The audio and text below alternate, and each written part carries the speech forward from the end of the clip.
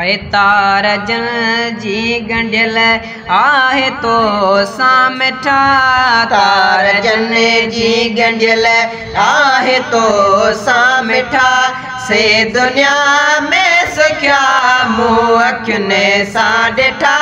जेके पकड़े वेठा दर तुंहिंजो मुस्तफ़ा जेके पकड़े वेठा दर तुंहिंजो मुस्तफ़ा तिन जा सारा फ़िक्र गम सभई दूर थिया तार जन जी गंढियल तो जियां केरु ॿियो प्यार ॾींदड़ नवा दुख तकलीफ़ में कम ताईंदड़ नवा तो जियां केरु ॿियो प्यार ॾींदड़ नवा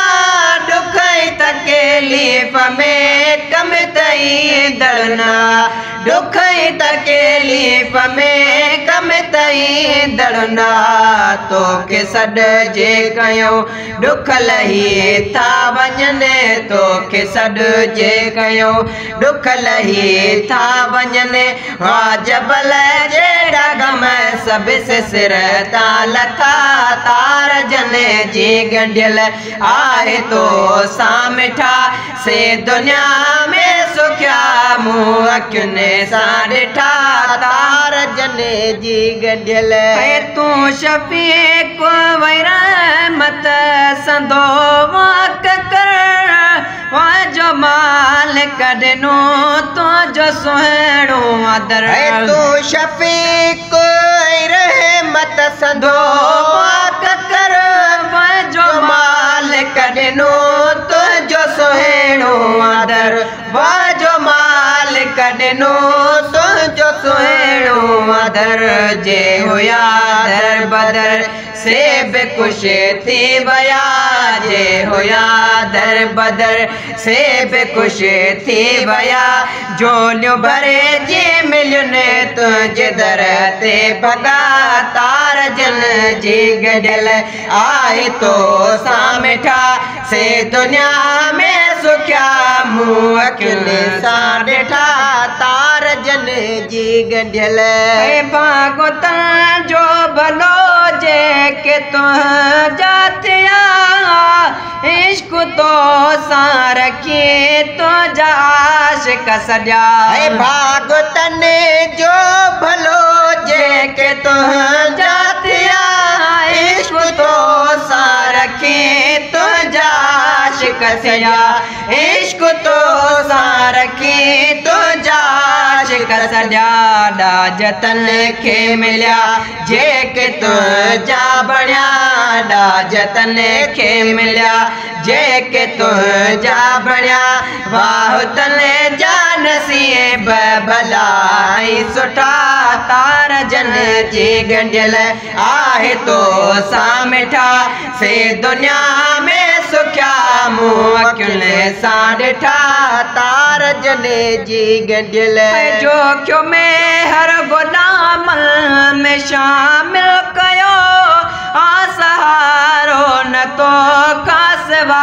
मूंखे ॿियो जोखियो में हर गुलामन में शामिल कयो सहारो न तो खासवा मूंखे ॿियो सहारो न तो खासवा मूंखे ॿियो बेसहारन जो तो खासवा केरु आहे बेसहारन जो तो खासवा केरु आहे तूं ई आहीं सहारो हबीबे ख़ुदा दर तुंहिंजे तां अॻे कोन विंदुसि उथी दर तुंहिंजे तां अॻे कोन विंदुसि उथी नेण पंहिंजा खणी खिल त पोइ मां उथां मुंहिंजे हरे बहर ॾोह खेली कढई मुंहिंजे दिलि जा धणी खिल त पोइ मां उथां दर तुंहिंजे तां अॻे मठो मुंहुं खणी तो अॻियां छा चवां रहम दिल यार तो खे तो पेरे पाई मठो मुंहुं खणी यार अॻियां छा चवां रहम दिल यार तो खे तो पेरे पवा रहम दिल यार तो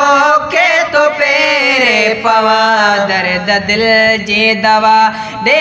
तू पंहिंजी दे दर्द दिल जी दवा दे तू पंहिंजी दे दिल आघाय लगणी है खिल त पो मां उथा दर तुझे तागे कोन भी दुस उथी नेण पंहिंजा खड़ी खिल त पो मां उथा दर तुझे तागे।